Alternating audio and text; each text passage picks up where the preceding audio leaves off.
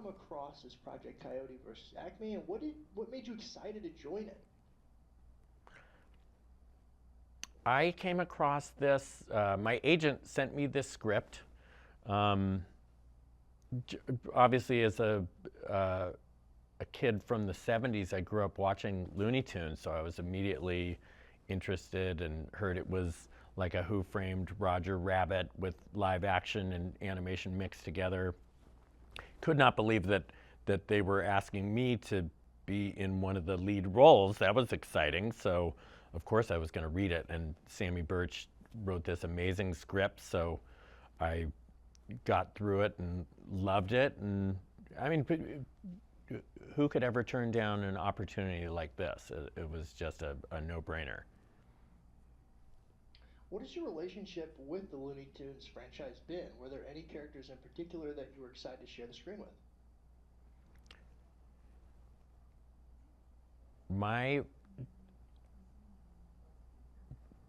I grew up watching the Looney Tunes.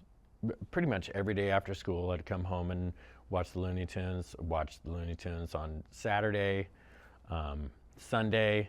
I was watching too much TV, to be honest. But uh, these were like old friends, so it was just an honor to be in this movie. And it's hard to pick a favorite. I mean, Wiley and the Roadrunner was one of my favorite Looney Tunes. Bugs, obviously, Porky Pig. I mean, that Porky Pig voice. I'd always try to do that voice. I cannot do it. I just can't. My mouth moves too slow. So Eric Bauza, who does all those voices, I'm just like amazed at how great he is. But yeah, I just all of the old these old guys. Foghorn, he's one of my favorites because he does kind of talk a little slower, so I can do better.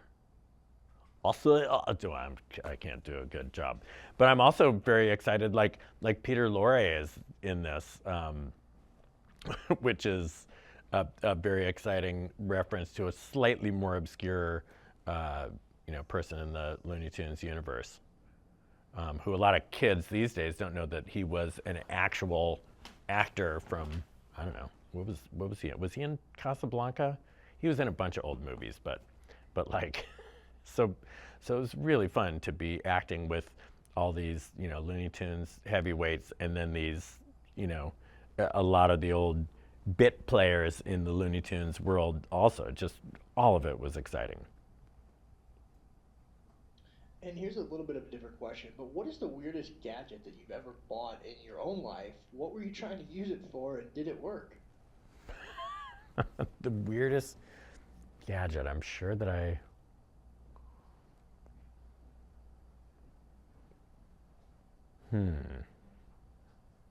give me a second to think about that. Of course, I can ask you another one. Come back to that one if Yeah, you the need to. Perfect. Awesome. Yeah. We'll oh, change it I again. know. What? I the weirdest gadget that I ever bought, and I don't know if this qualifies as a gadget, but I had a bunch of friends who were doing the crystal deodorant thing, where you would like wet a crystal and then you rub it on your underarms instead of those chemically deodorants. It was just a crystal, and didn't work for me. I had many friends comment on they didn't know that I was using a crystal, but they knew something was happening. And it did not smell good, and I went back to regular deodorant and have not looked back. That's a perfect one. What appeals to you about Kevin Avery as a character? What do you find his most sympathetic qualities to be in the films as the film's human protagonist?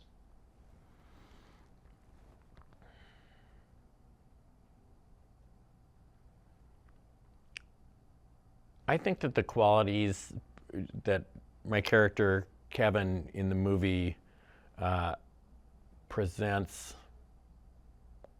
Wait, I'm going to start over on that one.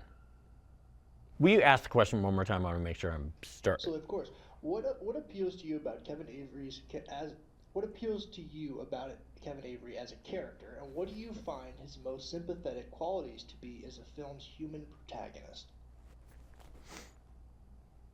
I think what appeals to me most about the character that I got to play in this movie, Kevin Avery, is just the the he is the David versus the Goliath. So you're kind of automatically on his side from the get-go, and I don't know, there were a lot of things about the character that I felt personally connected to. I think there are times that I don't go after things in the way that I should, and I sit back and maybe don't take the bull by the horns. But he ultimately learns his lesson through Wile E. Coyote, and he's just the little guy who shouldn't be able to triumph, and he does in a way. I don't want to give away any spoilers, but like he certainly experiences personal growth, but it is it takes a while, and that's another thing that I feel connected to, because sometimes it takes a frustrating amount of time for me to kind of wrap my head around things and get moving. But once I do, I feel like I can accomplish a lot that I set out to accomplish. It just like him. Perfect. And were there any lawyers, fictional or real, that influenced your performance? There, I, there were not really any specific lawyers, like when there were not really any specific lawyers that influenced my performance. I don't know a lot of lawyers. The lawyers that I know are the lawyers from movies, or like Larry H. Parker TV commercials. And I feel like I'm probably more like Larry H. Parker, or just any of those lawyers that you see up on billboards. That's kind of the lawyer that I am. And I don't really know any lawyers like that. So I just kind of was, in my head, the lawyers that I know are the, Gregory Peck in To Kill a Mockingbird, or that's Gregory Peck. Yeah, Gregory Peck, or like, Tom Cruise in A Few Good Men. So those are, I don't know that I have a lot of realistic legal, I don't have a big connection. I really had to rely on the script, and because I know that from doing jury duty, a lot of lawyers are not like the lawyers that you see in movies. Perfect. And how did it feel going face to face with John Cena? It was so fun going face to face with John Cena. I gotta say, I am so impressed by what he can do.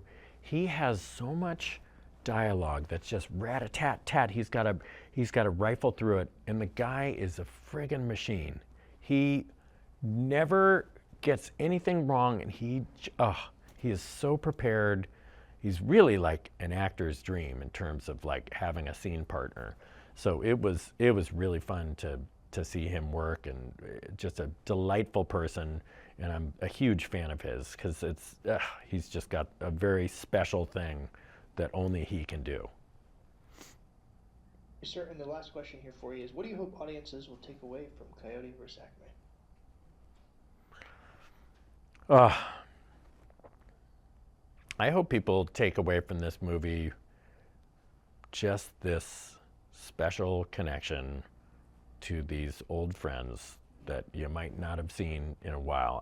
Before doing this movie, it had been a while since I had gone and seen Looney Tunes stuff. It was etched in my brain from childhood, but watching this movie, it's a real swirl of emotions. It's a really fun story.